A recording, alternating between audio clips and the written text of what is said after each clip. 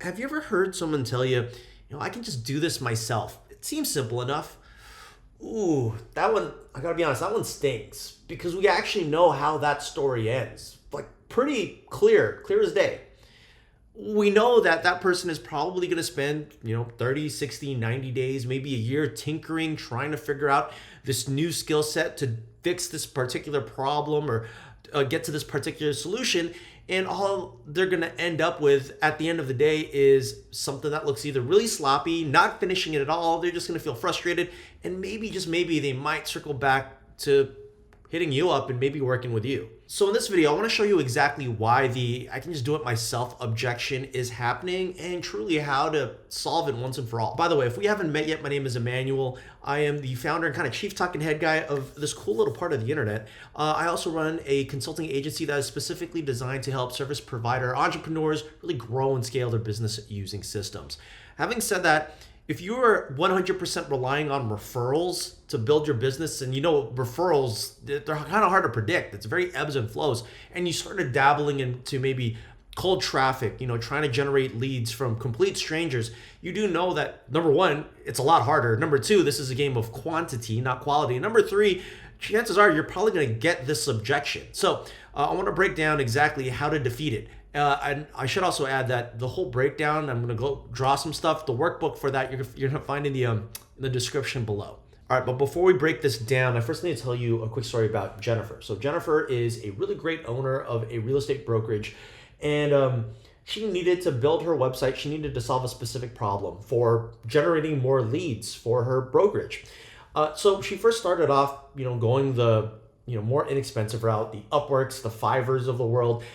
Found someone for cheap, and when you find someone for cheap, you get a really cheap product. It just didn't look professional at all. It didn't look trustworthy. So she essentially kind of threw it away. And then she decided that, hey, you know what? It seems simple enough. I'm just going to do this myself. So she allocated like a good 6 months trying to figure out how to build out a website, how to create a funnel, how to put something together. At the end of the 6 months, she was extremely defeated. I remember that's when we initially started talking. She's like, oh, I've been trying this. I've been trying to do it on my own. And it took me 6 months, and this is what I have to show for it. And it wasn't even a complete website. It was literally just sections of a web page. Anyway, that's when I pretty much explained to her that if you try doing it yourself, what you're essentially saying is that you value money more than time. In this case, saving money more than making money, because you want to waste your time to actually try to do this yourself. And once that little light switch moment happened, we decided to work together. It took about 2 weeks, 2.5 weeks.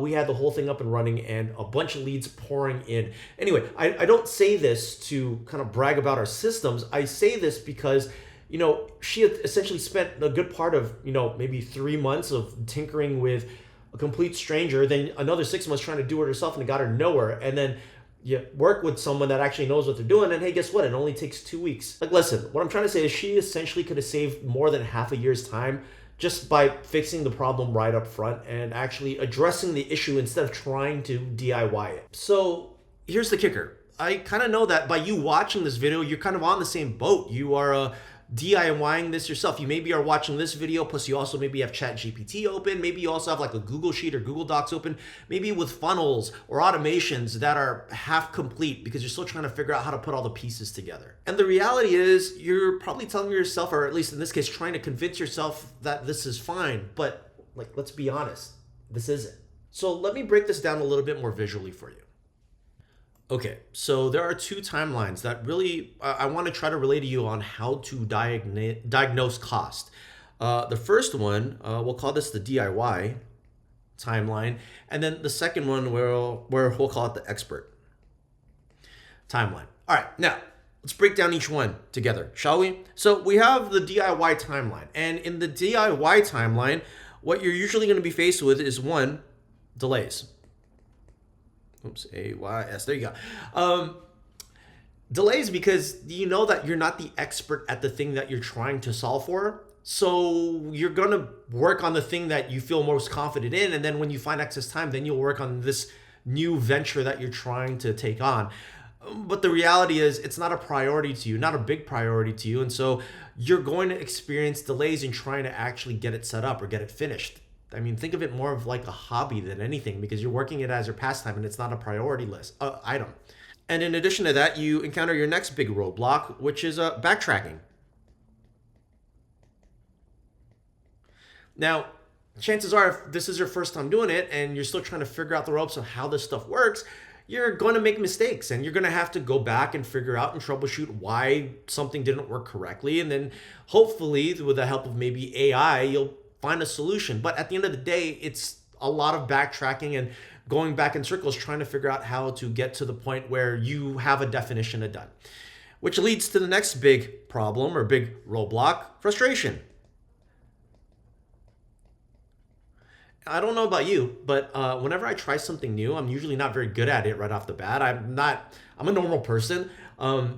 But when I'm not good at something and I'm trying to learn it and it's not working, it's not clicking for me, I get really, really, really frustrated. And then at the end of that frustration, if I'm not truly actually able to figure it out, it leads to burnout.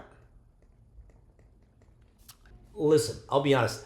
This exact cycle is something I experienced recently. I went on a 6-week sprint experiment specifically trying to figure out how to develop my own AI agent.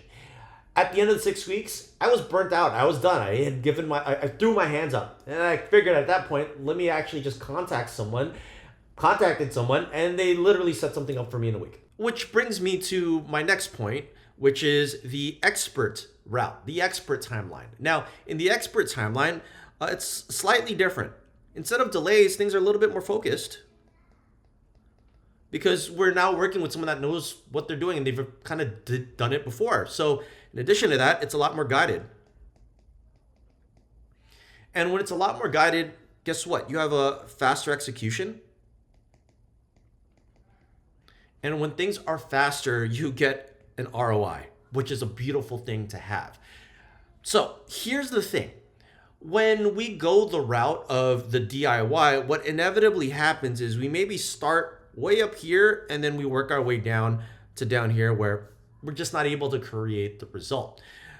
But if we focus on maybe working or employing an expert, someone that already knows what they're doing, and we're getting guidance for them where they're doing it for us, the result actually is expedited. It doesn't take very long. The reality is it's a lot shorter. It's maybe a quarter of the time that it would have taken to try to do it yourself. And inevitably, this is what's happening. You're essentially framing this as, I'm just going to do this myself because I want to save some money. And the truth of the matter is, if you think about your prospects giving you that exact same objection, they're saying the exact same thing as well.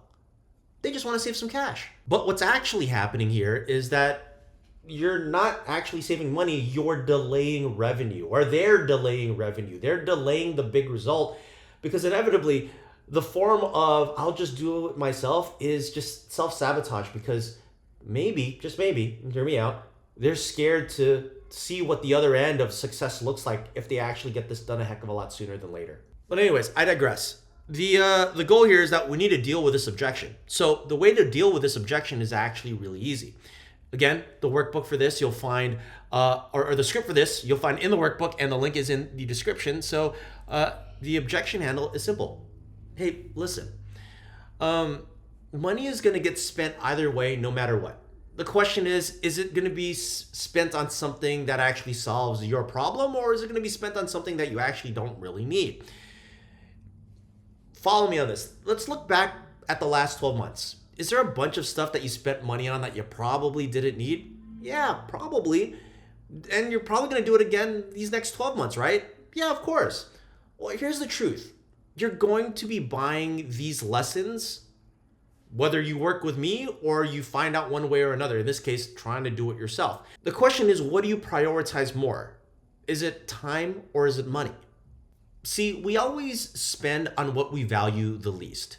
So if we value time more, then hey, guess what? We're going to spend the money or invest the money to actually get our time back. But at the end of the day, if we value money more over time, then hey, guess what? We're going to waste our time just to try to keep some money. So if you play this best case, worst case, both are risk-free. Only one gets you closer to your goal a heck of a lot faster.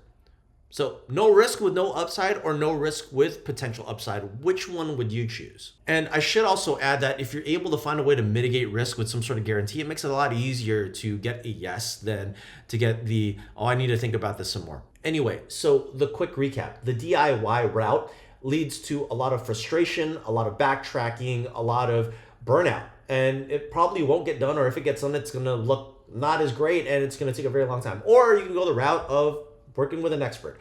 And if you work with an expert, you're actually able to reduce the time horizon to getting the thing that you want. And it really, at the bottom line, depends on what you prioritize, time or money. Anyway, if you found some value in this video right here, then I highly recommend checking out this one here. It's gonna break down some additional objection training that I'm sure you're gonna need.